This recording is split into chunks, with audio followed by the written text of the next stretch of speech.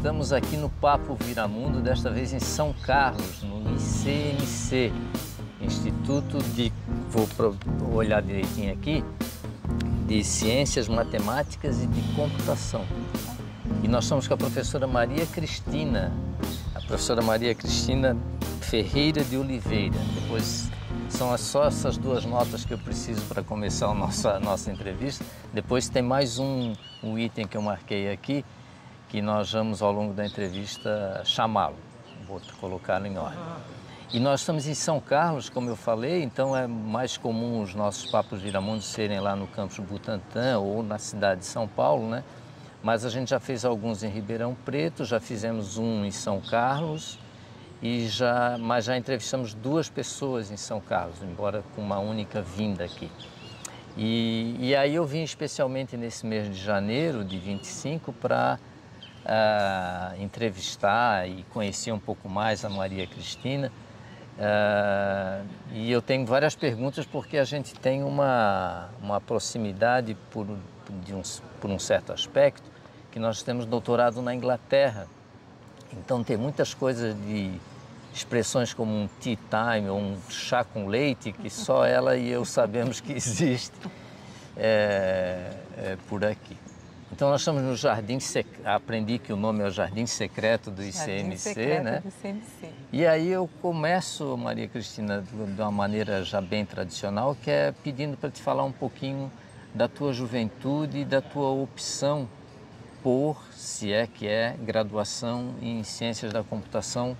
Não tenho certeza se é essa a graduação que foi feita, mas por que essa opção, né, na década de 80 ou 90 que foi feita, né, que era menos comum, né, talvez, do que hoje em dia. Então, contar um pouquinho esse aspecto para a gente. Bom dia, Marcília. Agradeço, então, aí o convite, a visita, né? É uma honra, né? Você veio de São Paulo especialmente para conversar comigo, então é um prazer participar aqui e conversar. Bom, a minha graduação é Bacharelado em Ciências da Computação. Esse é o curso que eu fiz. Eu fiz entre 82 e 85. Em São Carlos? Aqui em São Carlos, aqui no ICMC. Eu sou prata, então é da casa. Eu sou, sim, eu sou conhecida aqui há muito tempo, né? São de 82 até hoje, nós estamos falando de 40 anos, né? Mais de 40 anos aqui de USP, do ICMC. Eu estive fora durante o doutorado, né? Por um período foi um pouquinho inferior a 4 anos, mas de resto toda a minha vida profissional e de estudante aconteceu aqui no ICMC. E a minha opção, na verdade, eu era uma boa aluna de matemática. E não lembro se na 7ª, 8ª série, em algum momento, conversando com a professora de matemática, ela jogou a ideia, como uma opção, computação como uma opção para alguém que tinha facilidade com matemática, né? Eu tenho uma irmã gêmea e nós duas sempre estudamos, então, juntas, né? E as duas, nós éramos boas alunas e íamos bem em matemática e o povo sempre se espantava um pouquinho, né? Principalmente com meninas indo bem em matemática. Isso era uma escola pública aqui em São Carlos? Escola pública. Eu fiz todo o meu ensino foi em escola pública. Eu venho de uma família muito simples, nós éramos 5 irmãs, somos, né? Ainda somos 5 irmãs, 5 mulheres. 5 mulheres? 5 mulheres. Puxa! 5 mulheres. Eu vou falar disso também, porque nós somos hoje as 5 professoras de universidades públicas. É mesmo? Em lugares diferentes, né? Vou falar um pouco como é que nós chegamos nisso. Mas enfim, então, eu lembro que em alguma conversa com essa professora, que uma época ela treinava a gente para a Olimpíada de Matemática, assim. Nós nunca, assim, nós éramos boas alunas, mas não era nenhum grande destaque, assim, nunca foi um destaque de Olimpíada e tal. Mas, enfim, ela treinava, a gente conversava, e um dia conversando, você gosta de matemática? Eu falei, mas quem faz matemática, né? Aí a pessoa vai ser professora, eu não sei se eu quero ser professora. Ela falou, mas tem outras opções, por exemplo, a computação é uma carreira que está está meio que crescendo agora, começa a ter muita demanda, vocês poderiam considerar como opção. E foi nisso que eu considerei, mas não é que assim, que eu decidi que eu ia fazer ciência da computação ali. Aí o tema surgiu nessa conversa como uma opção e tinha essa questão aí do bom desempenho em matemática. Mas tu sabias o que era um computador, assim, que tinha que programar? Sabia que tinha computador, mas não assim, tinha em casa, numa né? sala, lógico que não, Que nem não, existe né? naquela época, nós estamos falando isso aí, ó, eu tinha... 1980. Antes, né, porque 80, eu terminei a colegial em 80, fiz cursinho em 81 e passei no vestibular em 81 para começar em 82. Então nós estamos falando do Bem final da parecido década de comigo 70, também, estamos falando de 77, 78... Talvez mas tinha já eu acho que é Atari, né? Tinha um negócio que mas a gente não tinha acesso, a gente nem sabia que isso existia. Acho que nem a professora sabia que isso existia. Assim, não, computação naquela época era computador numa sala e as pessoas trabalhando numa outra sala, né, mexendo com coisa de computador, que a gente não tinha uma ideia tão boa. Essencialmente, computador era processamento de informação, né? Bom, mas o fato é que assim, tem um outro contexto que acabou... que eu poderia ter ido para outras coisas e não computação. Porque assim, como eu falei, de uma família muito simples, meu pai, na maior parte do tempo da minha infância, ele era motorista de táxi, a minha mãe era dona de casa e costureira, e eles lutavam muito para sustentar 5 filhas. Minha mãe era costureira também. Eles lutavam muito para sustentar 5 filhas, né? Era uma vida difícil. Então, assim, a gente morava naquela época na Vila Prado, que é uma vila grande aqui de São Carlos, na Bela Vista, na verdade. Enfim, era um bairro e, assim, era uma vida de classe média baixa num bairro e tinha aquela visão bem da maioria das pessoas, assim, né? As crianças estudavam, terminavam o primeiro grau, que era obrigatório. Acho que naquela época nem era obrigatório fazer o segundo grau. A minha mãe queria que a gente fizesse a escola até o segundo grau e ela tinha essa visão de que as filhas precisavam estudar. Ela gostaria que as filhas estudassem e tivessem uma profissão. E nisso ela tinha um pensamento muito diferente do que era predominante ali na época, né? Ela tinha tido já uma experiência pessoal, eu acho que ela gostaria, eu acredito, ela fez só até a 4ª série, eu acredito que ela tenha sido uma boa aluna. E ela gostaria de estudar mais e o pai não deixou, né? Porque as mulheres naquela época eram os 4 anos do primário, né? Eles moravam em Itirapina e para estudar teria que pegar o trem para vir para São Carlos. Então os filhos homens tinham que fazer isso, podiam, mas as mulheres não, elas tinham que ficar em casa. Então eu acho que ela tinha essa frustração de não ter estudado mais e ela também tinha muito receio, e aí eu acho que é também daquele contexto dela e da vizinhança. Com 5 filhas ela tinha muito receio de as filhas ficarem presas em algum casamento, quer dizer, sempre se pensava que as filhas iam casar, certo?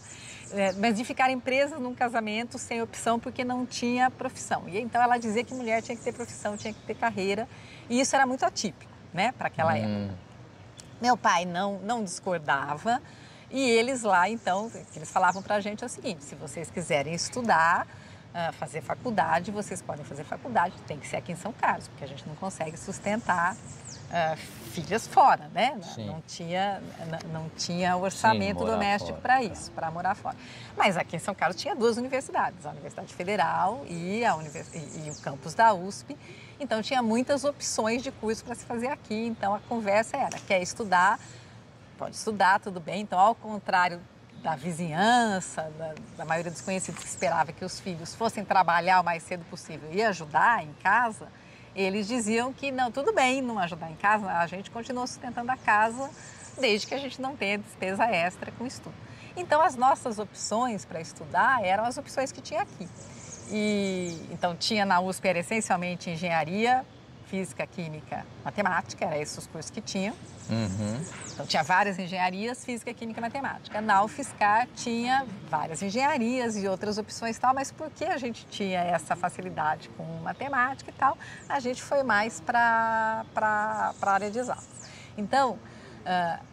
Bom, isso é o que queriam, porque teve que fazer o vestibular, né? Teve que fazer o vestibular, então tinha que fazer uma escolha, tinha que fazer a escolha que fosse de cursos aqui. E no meio de 80, a gente achou que não dava para passar no vestibular sem fazer cursinho. Eu não tenho certeza que não foi muito pessimista, talvez 10, né? Mas a gente não prestou vestibular, porque fazer o vestibular também representava um custo, tinha que pagar, eram 2 inscrições e tal. A gente queria prestar e passar, não queria prestar e não passar. Então, Vocês são as mais velhas? Nós somos as mais velhas, as outras 3 são mais novas. Tá. Porque depois nós vamos saber o que as mais novas fizeram. O que as mais novas fizeram, certo. Mas aí, então, meu pai pagou o cursinho, era o CAASO aqui, que era um cursinho mais acessível, tinha bolsa para quem tinha bom desempenho e tal, mas então ele pagou com sacrifício o cursinho. No meio do ano, tinha vestibular da Federal, a minha irmã prestou engenharia química e eu prestei engenharia de materiais. E ela passou e eu não passei. Então, ela foi fazer engenharia química, ela formou em engenharia química, ela é professora no departamento de engenharia química da UFSCar até hoje. Tá. E eu fiquei até o fim do ano e decidi prestar computação na USP.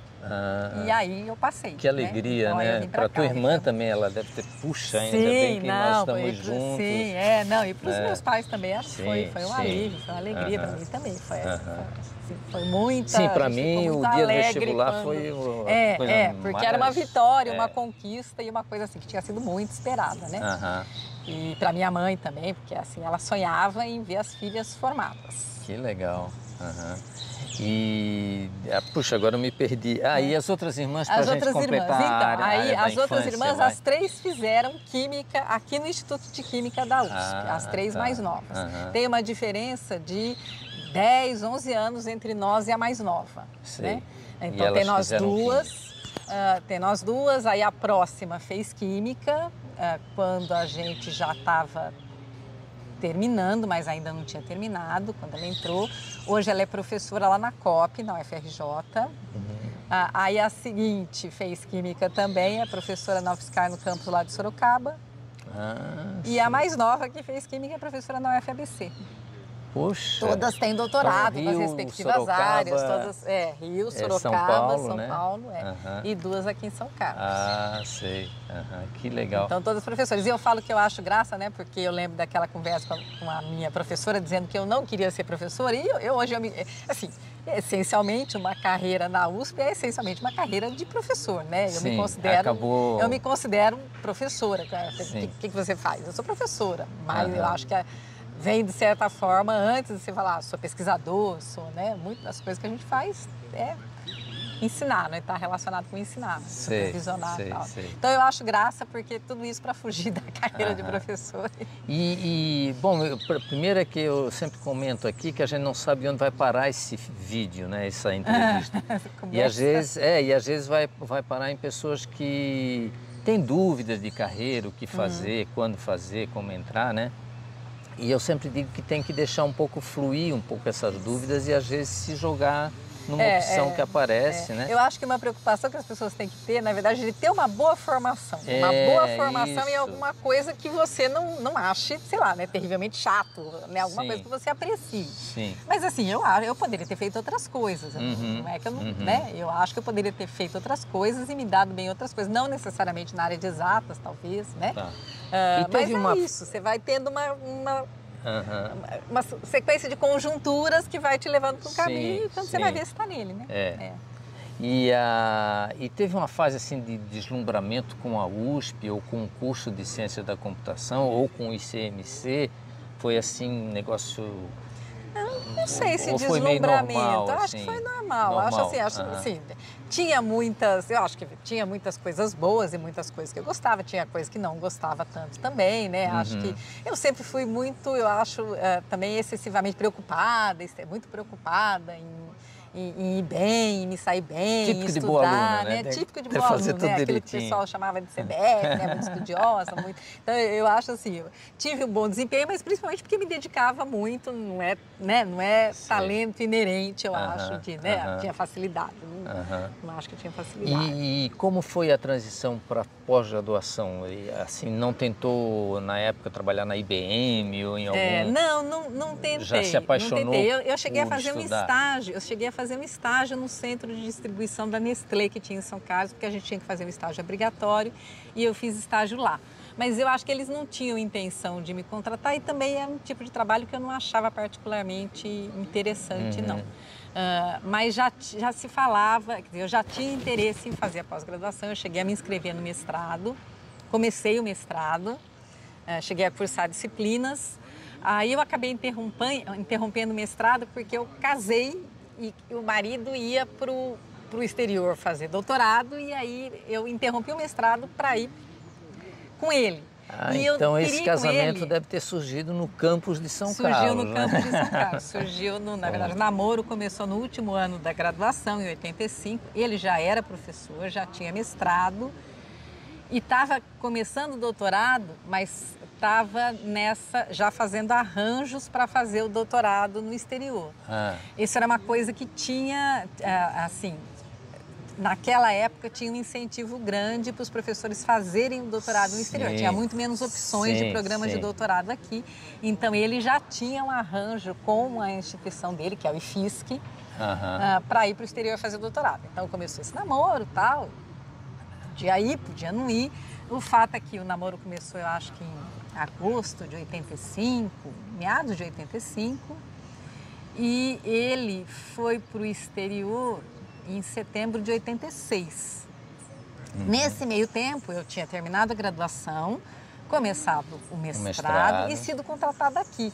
Contratada? Contratada aqui. Eu fui contratada como professora auxiliar de ensino em fevereiro de 86. Eu e uma colega que graduou comigo. Foi professora aqui também, até aposentou alguns anos atrás. E teve um outro professor contratado mais ou menos naquela época que era graduado na Federal. Então estava contratando, era um departamento de computação bem pequeno, tinha ainda muito pouca gente de computação. Então precisava contratar, tinha essas vagas e não tinha doutor em computação formado disponível, né? Assim, E essas vagas eram para o processo seletivo, não era concurso. Sim, eu fiz isso também com o mestrado. Era aquela você já tinha o mestrado. Mas era auxiliar... Então na física, por exemplo, eles já contratavam só com mestrado, porque eles tinham vários mestres formados ali como opção para contratar. Aqui hoje em dia na USP tem que ter doutorado para entrar, né? Tem que ter doutorado, E é concurso, né? Não é processo seletivo. A gente fez processo seletivo. Público, teve que fazer o concurso depois. Mas enfim, eu tinha sido contratada em fevereiro. Então ele foi em setembro. E aí o namoro ficou naquela indefinição. Ele continuou, mas assim, ele lá, eu aqui. E esse lá é Inglaterra, não sei se então, na verdade é País de Gales, País de Gales, que é Grã-Bretanha, mas lá na região onde eu fui, que é o norte de Gales, eles ficariam muito ofendidos se você dissesse que lá é Inglaterra, porque eles eram, na época pelo menos, ainda eram bastante nacionalistas e eram bilíngues, né? Então toda a comunicação lá é em galês e as pessoas falavam galês. É o País de Gales, né? Que é Wales, em inglês. E no sul de Gales, já naquela época, o galês já era uma língua bem secundária, mas no norte não, eles ainda falava-se galês nas ruas e nas lojas e nas... E aí, como cidades principais lá em Wales, tem Cardiff, né? Cardiff, que é no sul, que é a principal. A gente fez em Bangor, que assim... Bangor era uma das principais cidades ali do norte, mas era uma cidade relativamente pequena, mas tinha essa... na época era University College of North Wales. Hoje é Wales só, não tem mais essa divisão, North Wales, né? Mas enfim, ele foi para lá.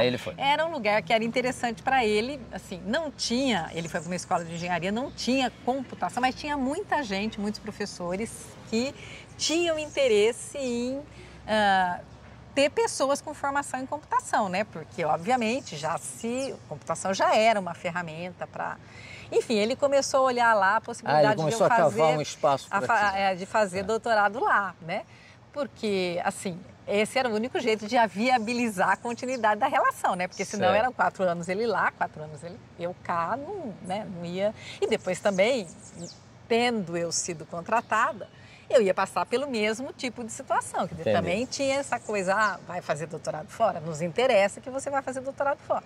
Então, veja que ia ficar inviável, né? Porque quando ele estivesse voltando, eu ia estar saindo para fazer doutorado em outro lugar, assim, né? Enfim, ele começou a olhar lá e ele achou alguém que falou, não, se tiver alguém de computação, eu oriento. Era um professor, um irlandês, que tinha um grupo que trabalhava que é o mesmo orientador dele? Não. Outro. Não, o orientador dele era galês mesmo. Esse cara era irlandês e ele trabalhava com sistemas de controle e ele tinha interesse em ter gente de computação. Ele trabalhava com ferramentas de CAD para desenvolvimento de sistemas de controle. Enfim, ele negociou lá, conversou lá e eu comecei a negociar aqui, né, lá no departamento. E aí, né, será que me liberam se eu for? E assim, eu contei com a boa vontade de alguns professores sêniores que falaram, bom, está fora do, como é que se diz? Está fora do script, né? Porque essa menina acabou de ser contratada, está pedindo para sair um ano depois, mas por outro lado também ela vai acelerar o processo, né? Porque ela volta daqui a 4 anos com doutorado. Doutorado direto, né? Isso, fazer o doutorado direto, então ela vai voltar daqui a 4 anos com doutorado e isso tem lá as suas vantagens para o departamento. Enfim, teve algumas negociações, nem todo mundo era a favor e tal, mas acabou prevalecendo e eles me liberaram para fazer o doutorado lá. Então eu fui fazer o doutorado num lugar que eu não escolhi, com um orientador que eu não escolhi, era o que tinha, né? Mas era isso ou para viabilizar a minha questão pessoal ou nada. Então assim, avaliando depois, né, eu acho que... Bom, primeiro assim, acho que se eu soubesse hoje o tanto de coisa que pode dar errado no doutorado, eu não teria tido coragem de ir, certo? Eu fui... Mas sem off, viu? Não se preocupem, continuem fazendo o doutorado. É verdade, você pode editar isso depois, tirar a foto. Mas... assim, muita coisa podia ter dado errado e eu acho que eu só fui assim naquela ignorância e confiança de que não, eu trabalho duro, então a coisa vai sair, né? Ele me falou, como é que é esse problema? Não, ele é um cara, parece um cara legal, então, de fato ele era um cara legal, razoável e tal. E, enfim, aí acabou dando certo, então nós voltamos, eu fui para lá em março de 87, ele voltou, nós casamos, que a minha família não ia ficar satisfeita com o arranjo, certo? Entendi. Nós casamos e aí eu fui para lá em março de 87. E ficou até 91, nós voltamos 92. em julho de 90. Tá. Eu fiz o meu doutorado, assim, acelerei um pouquinho, fiz em menos de 4 anos. Na Inglaterra tem 3 anos, 3 anos e meio. Doutorado. Foi meio puxado para mim, porque assim, era uma área que eu não conhecia. Eu penei um pouco, assim, para me situar ali naquela situação. Era muito verde, né? Muito inexperiente, né? Eu acho que essa é uma questão. Quer dizer, muito verde, muito jovem e com pouca experiência acadêmica, né? Não tinha referencial. Isso... Tem um lado bom, tem um lado ruim, né? Mas no final deu certo, eu voltei. Mas eu também fiz o doutorado na Inglaterra e na época que eu fiz foi um pouco depois de ti, já era muito difícil o contato com as famílias brasileiras, né? Então eu ligava para minha casa aqui no Brasil uma vez por semana. Uma vez por semana, nós também. Custava uma fortuna, não é? Custava uma fortuna. Você ficava de olho lá, era só aquele tim-tim-tim, né? Sim. Mas foi difícil, assim, foi difícil, foi, assim, né? Porque eu acho que meus pais eram muito apegados às filhas, que nunca tinham saído de casa, né? Eu fui a primeira filha que saiu de casa, porque a minha irmã, as outras estavam estudando aqui, né? As mais jovens, mas as que estavam fazendo faculdade, faziam faculdade aqui. Foi uma mudança grande, teve o casamento também, né? Enfim, a gente escrevia muitas cartas, né? Tanto eu como meu marido, a gente escrevia muitas cartas, mandava muitos postais, meu pai respondia as cartas, tinha os telefonemas uma vez por semana. Quando nós voltamos em 90 já tinha e-mail, eu já conseguia mandar e-mails para colegas aqui, alguns colegas aqui às vezes levavam para o meu pai, né? Mandavam alguma coisa para o meu pai, faziam ali um meio de campo. Bom, eu vou dar uma dica. Mas e-mail 90, né? E-mail uma 90. Grande novidade, um grande progresso. Fax também. Vou dar uma dica para ti, para quem está nos ouvindo, assim, uma coisa que eu fiz, essas cartas todas a gente guardou, que eu também trocamos mais de 200, 300 cartas. E aí eu peguei, escaneei todas elas. E aí agora tem ainda não contratei, mas vou contratar uma pessoa que vai fazer um livro, assim. Que legal, legal. Mas sabe que eu tenho uma história interessante sobre as nossas cartas também, né? Quando nós estávamos preparando para voltar, então nós voltamos em julho de 90. Então em maio, junho, nós começamos a preparar coisas, né? Inclusive para mandar algumas coisas por navio, né? Que era o jeito mais barato de você mandar coisas, né? Então, livros, esse tipo de coisa. E nós juntamos as cartas que nós recebemos lá e fotos, esse tipo de coisa, botamos numa caixa para levar no correio. Então, uma hora que der, a gente para no correio e deixa as cartas lá. Foi uma época complicada. Meu marido travou, ele tinha um problema de ciático, de costas, e ele travou.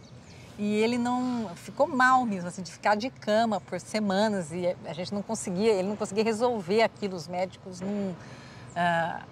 tomava remédio forte, a dor não passava, mas enfim, a minha vida ficou complicada porque eu estava com aquele homem lá, né, meio inválido no momento, aqueles arranjos finais para fazer e tal, e a caixa ficou rodando no carro por um tempão.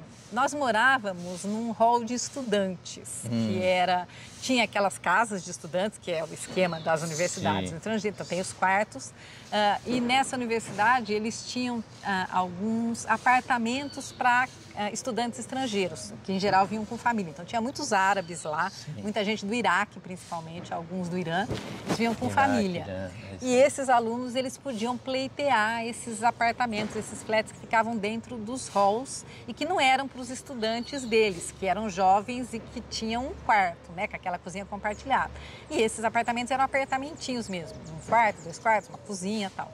E em algum momento nós conseguimos um desses apartamentos, nós morávamos lá. Então nós morávamos nesse hall, que era um hall até que era para e pagávamos um aluguel mais acessível, né? Porque o aluguel na cidade era caro e as casas eram velhas, ruins, muito frias. A gente tinha muito problema com aquecimento, gastava uma fortuna de aquecimento e a casa gelada. Quando nós mudamos para o hall foi um progresso, porque isso daí acabou, né? Mas esse hall que a gente morava era um hall de estudantes galeses. Então, os estudantes de graduação que moravam lá em quartos eram todos galeses, a língua oficial do hall era galês e tinha essas famílias estrangeiras, alguns árabes e nós. A gente, então, a gente deixava o carro lá no estacionamento, era um lugar super seguro, a gente não fechava carro. Mas só para então chegar no final da história, o que acontece é que um dia nós chegamos de manhã no carro lá e a nossa caixa tinha sumido. A caixa com as fotos, as cartas e tal, desapareceu. E a gente, assim, eu acho que era alguma molecada fazendo farra de noite. Aquele carro estava aberto, pegaram e, sei lá, né? Só tinha um monte de carta em português e coisa de família, mas nunca devolveram. E nós ficamos sem a nossa correspondência. Perdemos, nunca apareceu. Ficamos muito chateados. Então a gente até tem algumas coisas que a minha família guardou, né, que a gente mandou para eles, mas a gente não tem mais o que eles mandaram para a gente. Isso aí a gente perdeu nessa história aí de deixar a caixa rodando no carro. O alarme de incêndio disparava no meio da noite e quando o alarme de incêndio disparava, a instrução você tem que levantar com a roupa que você tiver e descer, certo?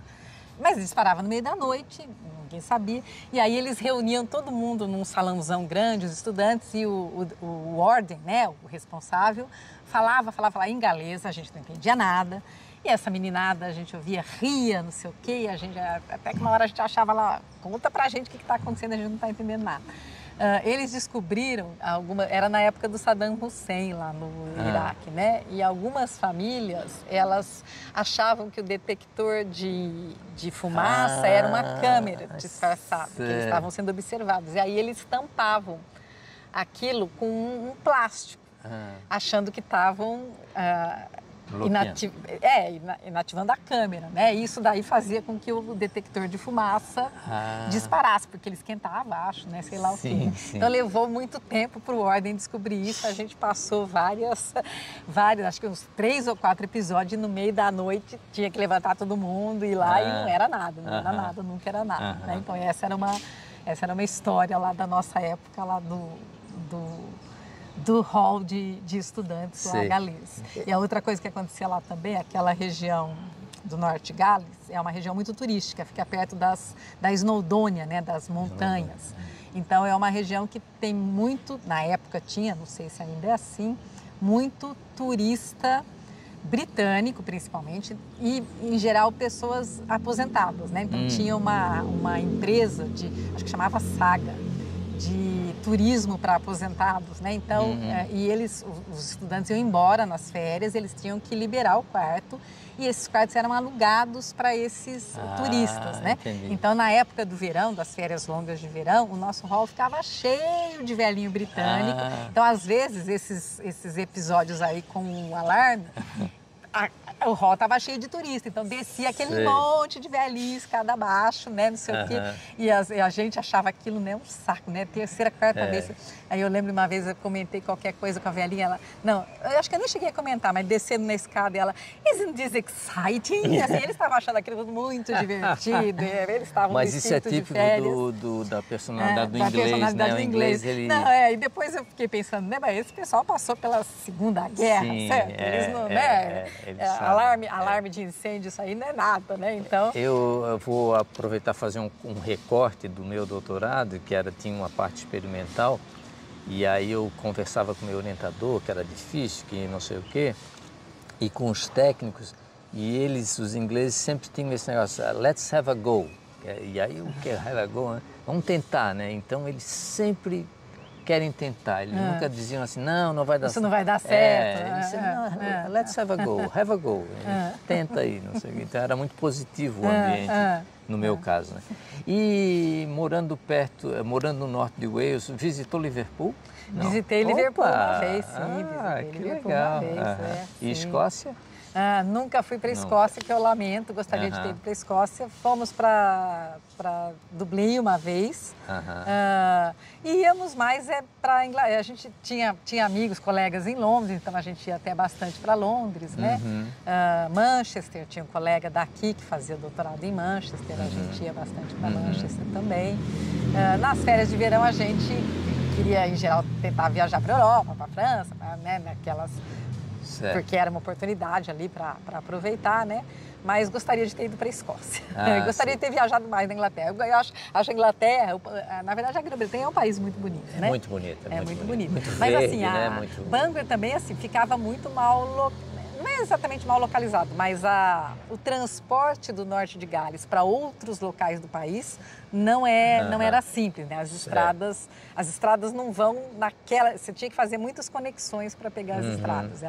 Eu lembro que de Londres era uma viagem de mais de 4 horas de trem. Em alguns casos você tinha que trocar no meio, né? Não tinha, Liverpool era 2h30. Liverpool Londres, era um pouquinho mais razoável. Mas a gente também...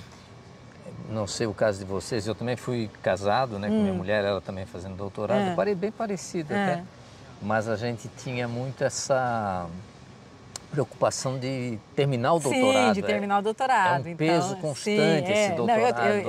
Eu acho que eu compartilho muito isso. Tinha muito medo de não dar certo, de não dar tempo, o tempo acabar, a bolsa acabar e você não ter terminado. Era uma tensão constante. Eu acho que tinha essa sensação também, sim. Tinha essa sensação.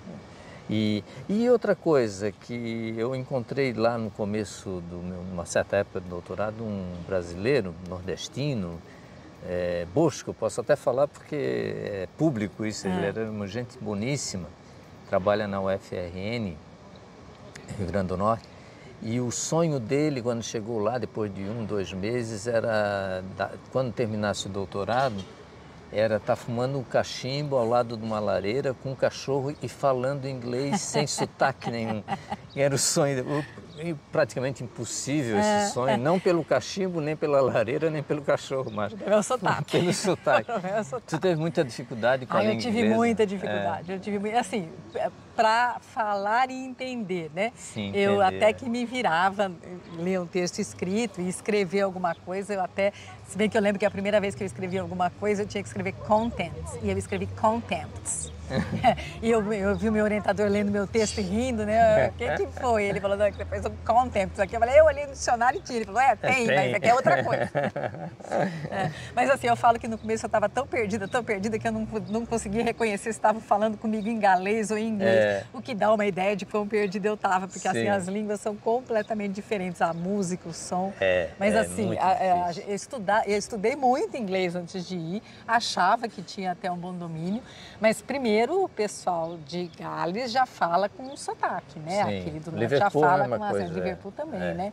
E aqueles sotaques a gente não estava preparado, né? E eu lembro que no começo eu falava, gente, a TV tá ligada, eles estão falando inglês ou eles estão falando galês? Eu tinha que prestar atenção para... Então foi difícil, eu acho que o começo foi difícil. Esse era um outro medo também, de não conseguir escrever, né? Sim, também. Eu me lembro que nós tínhamos a nossa filhinha, né, pequenininha, E nós morávamos numa rua que as ruas lá, algumas vezes são chamadas de Avenue. E era Beckenham Avenue, que é uma coisa bem fácil de se repetir relativamente, né? Beckenham Avenue. E a gente lá se usa muito táxi, usava muito táxi no Liverpool, e a gente falava para o taxista, a gente vai para Beckenham Avenue. E ele nunca entendia o que a gente falava. Aí a nossa filha, que era pequenininha, é que tinha que dizer Beckenham Avenue. Aí ele, Beckenham Avenue. Então, você achava que você tinha falado exatamente assim. E ainda estou achando, mas não é. Então essa parte foi muito dolorida. Bom, eu disse que eu tinha mais uma coisa para perguntar aqui. Então passamos lá por Wales, né, País de Gales. E voltamos a São Carlos, né? Aí agora como doutora, o marido doutor também. Sim. E aí começaram assim essa parte de pesquisa, de orientação, sim, né? Sim. E aí eu notei que tu trabalhas com análise visual de dados, Análise né? visual de dados. Vamos ver o que é isso, hein? Explica pra gente um pouquinho. Então, desde o começo da volta? Não. Eu mudei de novo quando eu voltei, né? Voltou. Porque para eu continuar naquela área do doutorado, era uma área muito ligada à engenharia. Eu teria que arrumar parcerias na engenharia, que era uma possibilidade, mas veja que é mais complicado, né? Quer dizer, você chegar sem ter vínculos e contatos aqui, sair procurando, né? E assim, eu tinha ido trabalhar nessa área por um acaso, certo? Eu não precisava necessariamente ficar nessa área, né?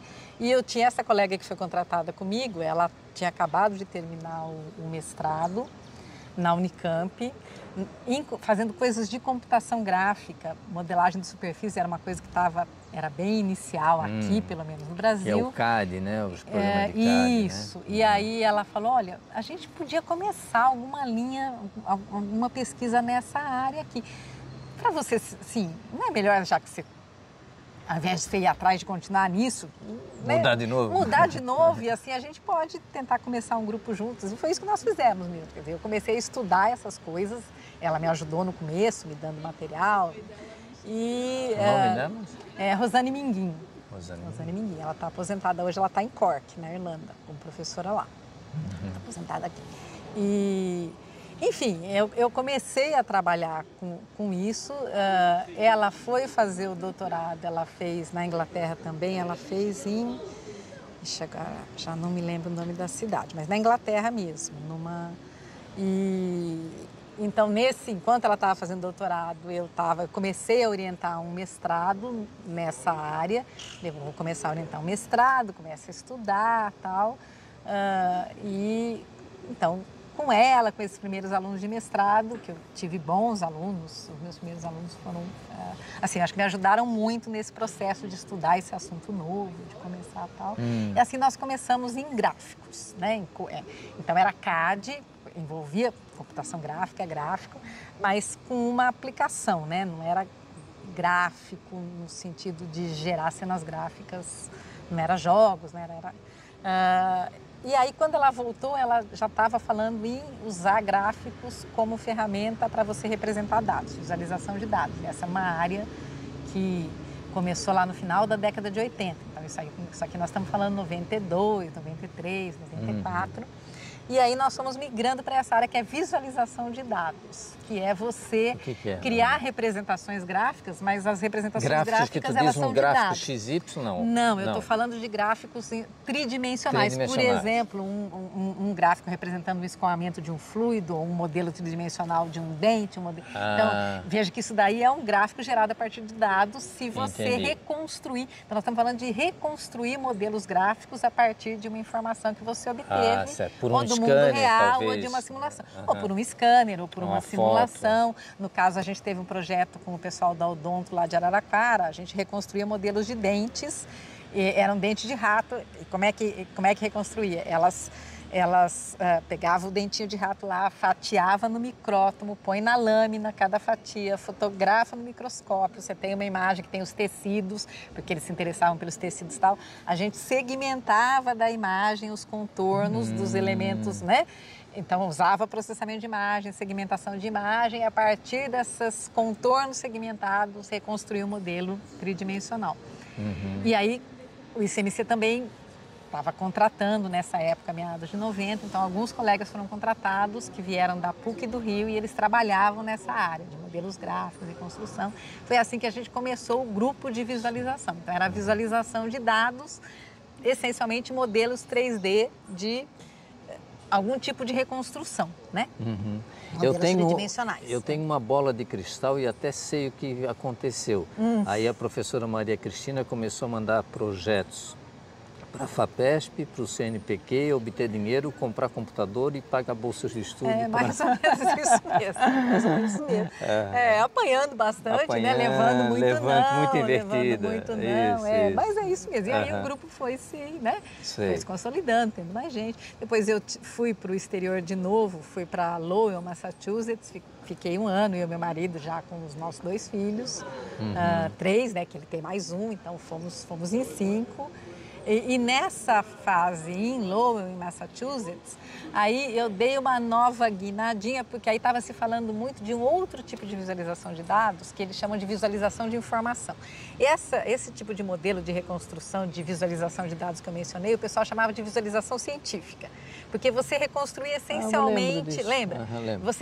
Você trabalhava com reconstruções ou com representações de fenômenos do mundo físico, né? Essencialmente fenômenos que tinham uma representação tridimensional que você queria reproduzir no computador. Em interação humano-computador, aí nós estamos falando principalmente, ainda também meados da década de 90, final da década de 90, tinha um grupo bastante forte que trabalhava no Xerox, no Centro de Pesquisa da Xerox de Palo Alto, PARC, né? Palo Alto Research Center. É um pessoal muito forte de interação humano-computador. Trabalhava com interfaces, né? E estava se falando então de interfaces gráficas, porque agora você tinha hardware para ter gráfico no computador a um custo acessível, né? Porque antes, né? Você lembra na sua época, o seu computador não tinha gráfico, né? Era terminal alfanumérico, né?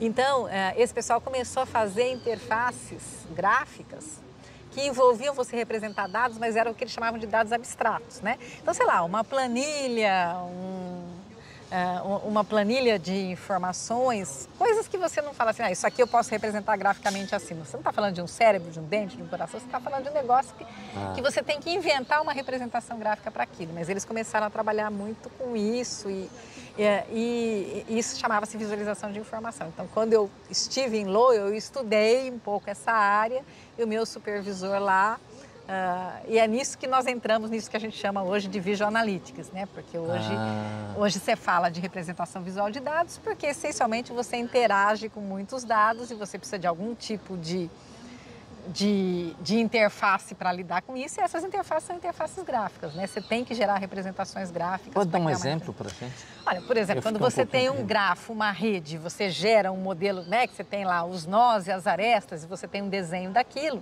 Aquilo é uma representação abstrata, certo? É uma representação abstrata de um dado que você está enfatizando as relações. Mas, às vezes, o que você quer enfatizar nos dados não são as relações explícitas, mas são as relações implícitas. Tem um outro tipo de representação que o pessoal usa muito hoje em aprendizado profundo, porque você tem essas entidades, né?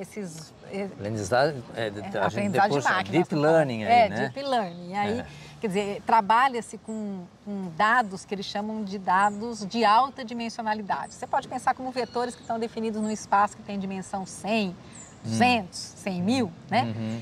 E aí, assim, se você que falar, eu queria olhar o comportamento dos meus dados nesse espaço aqui, como é que você faz, né? Então, tem estratégias para você criar representações visuais, que vão ser aproximações, né? Não são representações visuais exatas, mas que dão lá mecanismos para quem está olhando os dados falar, bom, sei lá, eu acho que tem um grupo de alguma coisa parecida aqui, eu acho que tem um grupo de alguma coisa muito diferente ali, enfim. E aí, então, você está falando de representações que são muito abstratas, né? Que não tem uma representação física, assim, digamos, aceita, conhecida. Então, é isso que a gente chama de Visual Analytics. Então, Visual Analytics combina algum tipo de representação gráfica, que é interativa, de dados, e, em geral, algoritmos de aprendizado de máquina também, né? Porque, basicamente, você não quer ver o dado porque você quer ver o dado. Você está querendo ver o que tem de interessante ali, o que tem de padrão. Isso já há anos atrás, já se falava de inteligência artificial, né? Porque a gente pensa que a GPT apareceu hoje e parece que começou isso hoje, né? É uma evolução gradual, mas assim, o que eu vejo é que o papel desse tipo de tecnologia, ele ficou muito mais importante porque agora todo mundo tem esse problema de, eu tenho esse monte de dado aqui, como é que eu faço para saber o que está acontecendo, né? E não necessariamente você sabe que sei lá, se eu aplicar essa técnica estatística aqui vai funcionar, porque às vezes você não sabe nada, não é um dado que você falou, eu vou colher o dado assim, eu sei que esse dado vai ter essas características. Você não escolheu, não selecionou o que você quer coletar. Você pegou um monte de coisa e agora você está querendo entender o que tem ali, né? Essa é uma diferença grande, né? Você coletar um dado que você sabe para que você está coletando e o que você está coletando, o que você quer fazer com ele depois, ou você ter o dado. Aí eu acho que se eu entendesse o que esse dado tem de importante aqui, eu descobriria algumas coisas relevantes para o meu problema. Mas eu não tenho ideia. Não entendi. Bom, eu já estou com uma certa experiência de fazer entrevistas, então vou fazer uma pergunta mais complicada agora. Não, é que a professora Maria Cristina trabalha no ICMC, né, que é o Instituto de Computação Ciências e Matemática. Matemáticas de Computação. Ciências Matemáticas computação, matemática, estatística. Isso, aí eu queria ouvir um pouco, assim, e hoje em dia se fala muito de transdisciplinaridade, interdisciplinaridade, né, e ajudou a estar dentro de um espaço, né, inclusive físico, onde a matemática está junto com a computação, teve essa interação, sim, né? isso eu acho é que importante. sim, né? Eu sempre achei a matemática muito importante. Eu lamento que quando eu era aluna, ela tem uma boa aluna, mas eu acho que eu não fui tão boa aluna de matemática como eu gostaria de ter sido, né? Assim, porque eu acho que para aprendizado de máquina, para computação gráfica, essas são áreas assim que o conhecimento de matemática ajuda muito, né? A você ter domínio sobre os problemas. Então acho que sim. Sim. E para quem está nos ouvindo, existe também, eu só vou abrir um parênteses, uma experiência que eu tive, a chamada matemática pura. E uma vez caminhando aqui nos corredores do ICMC, tem as salas de aula que tem um vidrinho, então dava para ver o professor lá. E em matemática pura, o professor pega um giz e fica lá com os alunos, com 3, 5 alunos, conversando sobre os problemas mais... Às vezes eles pegam uma lousa, tá vendo ali? Ó, tem lousas em vários lugares estratégicos aqui, que os matemáticos adoram juntar em volta de uma lousa e ficar discutindo coisas. Né? Eles acham lousa muito importante. Que legal. Então é um convite para quem tem essa tendência para a matemática de não ter medo de enfrentá-la, né? E fazer um curso de matemática aqui no ICMC em São Carlos. Sim, vai fazer um ótimo curso. E aí aproveitar e aprender com a professora Maria Cristina um pouco de computação. Pode fazer coisa de computação também. Eu acho que os alunos que se dão muito bem em computação, em geral, eles se dão bem em matemática também, né? E o contrário não é necessariamente verdade, porque de fato eu acho que a computação tem um lado aplicado que alguém que tem vocação para mais matemática pura não vai apreciar, talvez, né? Bom, nós vamos caminhar mais para o final da entrevista, Maria Cristina, e aí eu queria te perguntar, meio para dar uma finalização, duas coisas. Na década de 90, quando começou a já ter essa palavra inteligência artificial, tu poderias antever a importância da inteligência artificial na sociedade atual hoje em dia? Isso seria uma pergunta. E dando um shift no tempo, né? Se no momento presente, o que tu antevê que possa acontecer no futuro em ciências da computação, se quiser também de inteligência artificial. Então, e assim, os teus passos agora de carreira nessa direção do futuro, né? Então, e para dar um fechamento na nossa entrevista, pensar um pouco assim no que vai acontecer. E se no passado tu conseguias pensar que esse nosso presente ia ser tão baseado em inteligência artificial? Eu acho que eu não pensava não, né? Quer dizer, eu sempre considerei a computação importante, mas veja que nós tivemos, né? Se eu olhar, nós estávamos falando aí no final do nosso doutorado em 90, o e-mail estava começando, né? Então nós estamos falando 90, certo? Nós estamos em 2024, nós estamos falando de 30 e poucos anos atrás, né? Então, se você pensar, olha, que que aconteceu em termos de tecnologia de computação nos últimos 30 anos é uma coisa absolutamente impressionante, né? E, assim, a disseminação da computação, eu acho, na sociedade também. Então, por exemplo, eu não acho que a gente conseguiria prever, por exemplo, as redes sociais. Eu acho que as redes sociais e a internet talvez sim, né? Mas as redes sociais, o papel que a internet teve nas redes sociais, o impacto que isso tem, que é em todo mundo, não interessa a pessoa, né? As pessoas não sabem de computação e usam redes sociais, né? Isso afeta muito a vida delas, de maneiras que não dava para... Então, isso eu acho um pouco impressionante. Eu acho mais impressionante, ou tão impressionante quanto o que a gente está vendo agora com a inteligência artificial, né? Com a disseminação desses modelos de linguagem. Para quem estudou computação na época que eu estudei, né? Então, entre 82 e 85, isso já bem antes, né? Os nossos cursos têm hoje disciplinas que eu não tive, não existiam, né? Não existia redes de computadores enquanto uma disciplina, não tinha na minha época. Sistemas web, não tinha sistemas web na minha época. Então tinha compiladores, banco de dados, teoria da computação, essa base tinha e continua lá. Tinha uma disciplina de inteligência artificial também. Mas o que a gente via naquela época é muito diferente do que os alunos veem hoje, né? Então, assim, eu fico surpresa e quando eu conversei pela primeira vez, né, fiz o exercício lá de conversar com o ChatGPT, aquilo para mim me causou assim uma estranheza, eu fiquei impressionada, né? Porque a gente tem o famoso teste de Turing, né? O Turing propôs como um teste para você saber se os computadores tinham adquirido a inteligência humana, era você conversar com um computador e não perceber que estava conversando com o computador, você achar que estava conversando com um humano, né? E aí quando eu fiz essa primeira vez, quando surgiu o ChatGPT, vou experimentar isso aqui, aí eu comecei uma conversa, como se eu estivesse conversando, acho que eu falei sobre bossa nova, sobre coisa de música, coisa assim. E assim, é como se você estivesse conversando com uma pessoa, né? E aquilo me causou um espanto muito grande, né? Então eu acho que nós estamos num momento assim muito de inflexão. Eu acho difícil prever, exceto que esses sistemas vão ficar cada vez mais comuns e mais assim, pervasivos. Acho que todo mundo vai interagir com um sistema desse tipo, talvez sem perceber, né? Talvez a gente vai chegar numa situação aquele computador que você não percebe, né? Você está falando, interagindo com os sistemas computacionais o tempo todo. Mas e essa você entrevista nem nota, é real, viu? Essa entrevista não é fake. Não é. Isso, não usamos nada de... Você ainda pode, né? Ainda posso editar, você ainda pode fazer tirar algumas coisas. Mas enfim, eu acho impressionante. Palavras. Eu tenho um pouco de receio da gama de possibilidades, de como essa gama de possibilidades pode ir por caminhos complicados, né? Assim, tem muitas questões complicadas aí, relacionadas aí, sei lá, com uso ético, com privacidade, com efeito, né? Que mau uso pode ter e que eu acho que é difícil de controlar, né? É difícil de monitorar. Não sei, acho que vão ser épocas interessantes. Valeu a pena, então? Acho que valeu a pena. Valeu a pena, sim. Tá. Sem dúvida. Então tá. Alguma coisa a mais? Acho que não, da minha parte. Tá bom. Gente, encerramos então aqui mais um Papo Viramundo. Obrigado, Cristina, pelo tempo, pela gentileza de contar coisas particulares também. E então até a próxima e a gente está por aí. Obrigado. Até.